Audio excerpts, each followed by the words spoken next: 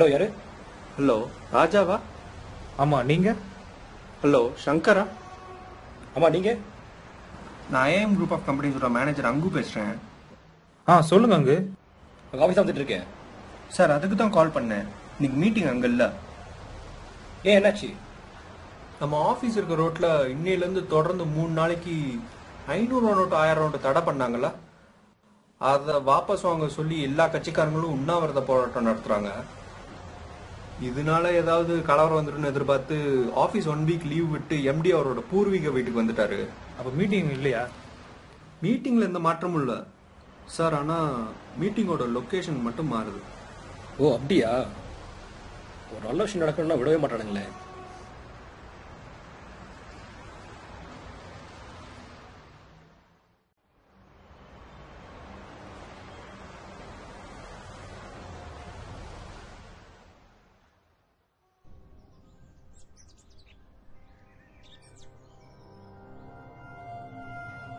Hello ராஜா.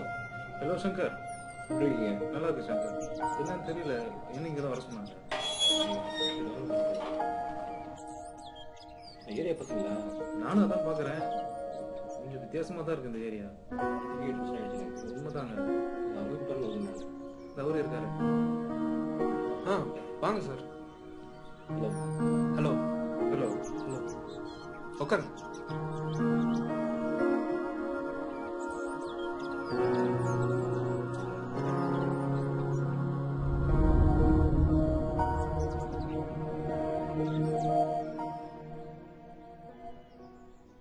எப்படி எந்த ஒரு இடத்துல ஒரு எம்பி இருக்கு? இல்லை சார், இங்கே தான் எங்கள் எம்டி பிறந்தது வளர்ந்தது எல்லாம். ஸோ ஃப்ரீ டைம் எப்போவுமே அவர் இங்கே தான் ஸ்பெண்ட் பண்ணுவார். இங்கு அதுக்கு நீ இந்த மாதிரி இடத்துலையாப்பா? இங்கே ஒரு வசதியும் இல்லையாப்பா? உங்கள் எம்டி மாதிரியான பெரிய ஆளுங்க எல்லாம் இந்த ஏரியாவுக்கு வரதே கஷ்டமாச்சு. சார், எவ்வளோதான் நம்ம சம்பாரிச்சாலும் விஞ்ஞானம் என்னதான் வளர்ந்துருந்தாலும் இன்னும் நம்ம எல்லாரும் வாய் வழியாக மட்டும்தானே சார் சாப்பிட்றோம்.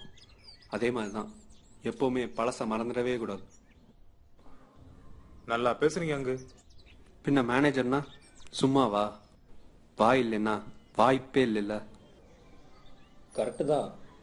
இப்போ நாங்கள் உங்களை எது கூப்பிட்ருக்கோன்னா, நாங்கள் புதுசாக ஒரு பிஸ்னஸ் ஆரம்பிக்கலான்னு இருக்கோம். உங்கள் சப்போர்ட் இருந்தால் மட்டும்தான் அதை எங்களால் பெரிய லெவலில் பண்ண முடியும். அதை பற்றின டீட்டெயில்ஸ் இந்த ஃபைலில் இருக்குது. நீங்கள் பார்த்துட்டு உங்கள் ஒப்பீனியன் சொல்லுங்கள்.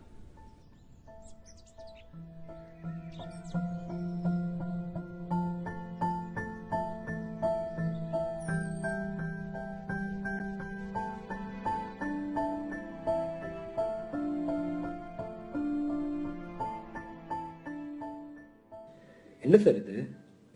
ஃபாரின்லேருந்து மிஷின்ஸ் இம்போர்ட் பண்ணுறீங்க சரி, பட் அதே மிஷின்ஸை வில்லேஜ் யூஸ் பண்ணுறேன்னு சொல்கிறீங்க. என்னங்க இது? நானும் வில்லேஜ்ல தான் வரேன். வில்லேஜுக்கும் சாஃப்ட்வேருக்கும் என்னங்க சம்மந்தம் இருக்கு? அங்கே யூஸ் பண்ணி என்ன பண்ண போறீங்க? மிஷினரி வச்சாலும் ஒன்றும் பண்ண முடியாது. நீங்க என்னன்னா வில்லேஜில் சாஃப்ட்வேர் யூஸ் பண்ணலாம்னு சொல்றீங்க.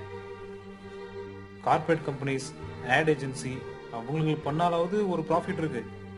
வில்லேஜில் என்னங்க ப்ராஃபிட் வர போகுது? Sorry, it's not worth. Sir ஒரு நிமிஷம்.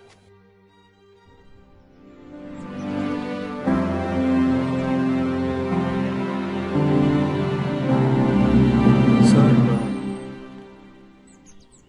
ஹீஸ் அவர் எம்டி மிஸ்டர் கந்தசுவாமி.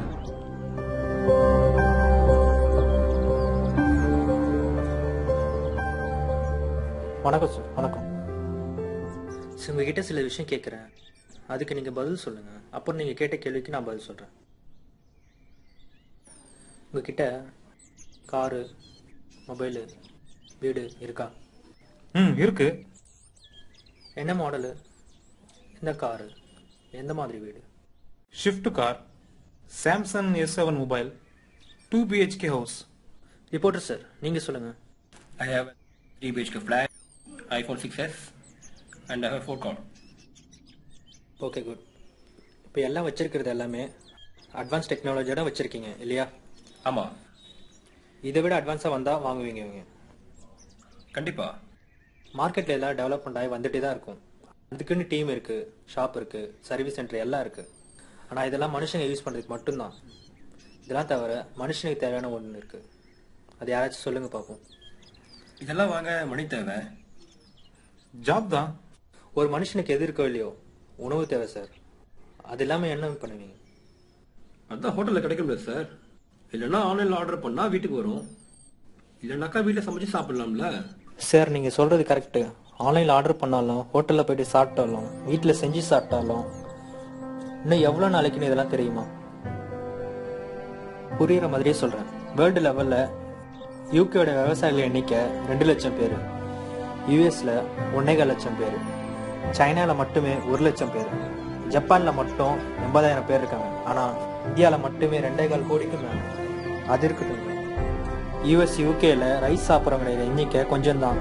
ஆனால் சைனா ஜப்பானில் மட்டும் விவசாயம் பண்ணுறதுக்கு இடம் இல்லாமல் கப்பல்லையும் பில்டிங்லையும் விவசாயம் பண்ணிட்டு இருக்காங்க. அப்படி வேர்ல்டு லெவலில் பார்க்குறப்போ யூஎஸ், யூகே, ஜப்பான், சைனா இந்தியாவை விட 3 மடங்கு ப்ரொடக்ஷன் இருக்குது. அது எப்படின்னு உங்களுக்கு தெரியுமா?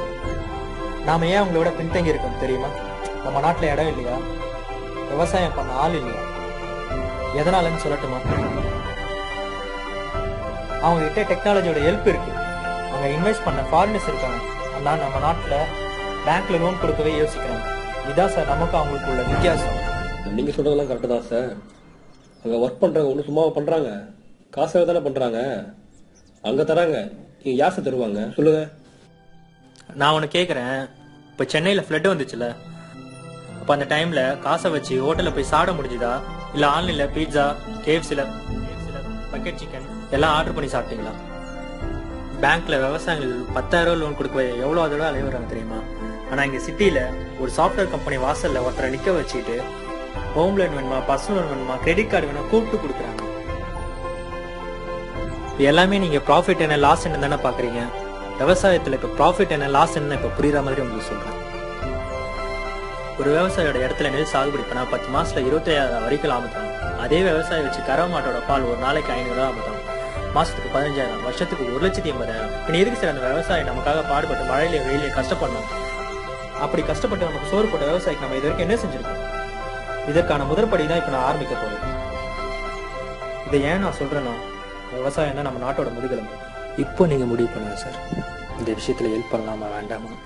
இவ்வளவு நேரம் இங்க வந்திருந்து நான் சொன்னதை கேட்டதுக்கு ரொம்ப நன்றி.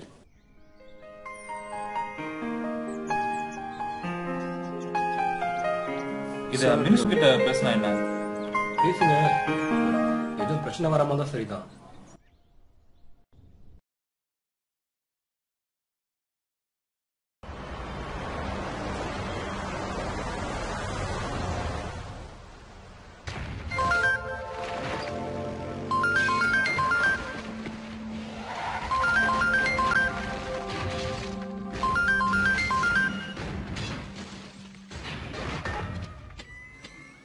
சார் சொல்லுங்க சார்.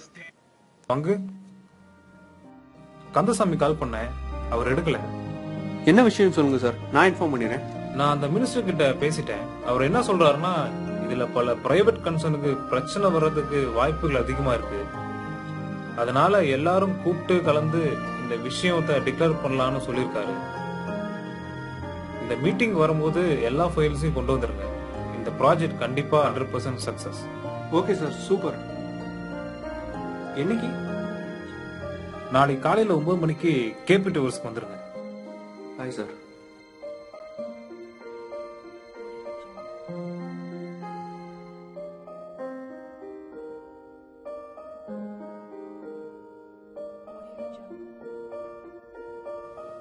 நம்ம நாட்டில் எல்லாரோட பிரச்சனையும் அவங்கவுங்க பார்த்துக்கிறாங்க.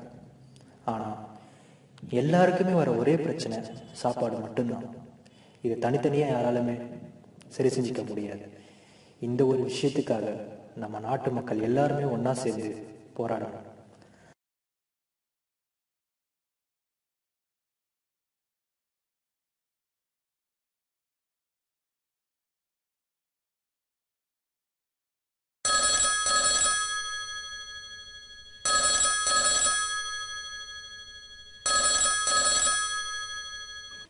மேத்யூ, உனக்கு எவ்வளோ வாட்டி ஃபோன் பண்ணுறது, எடுக்க மாட்டியா?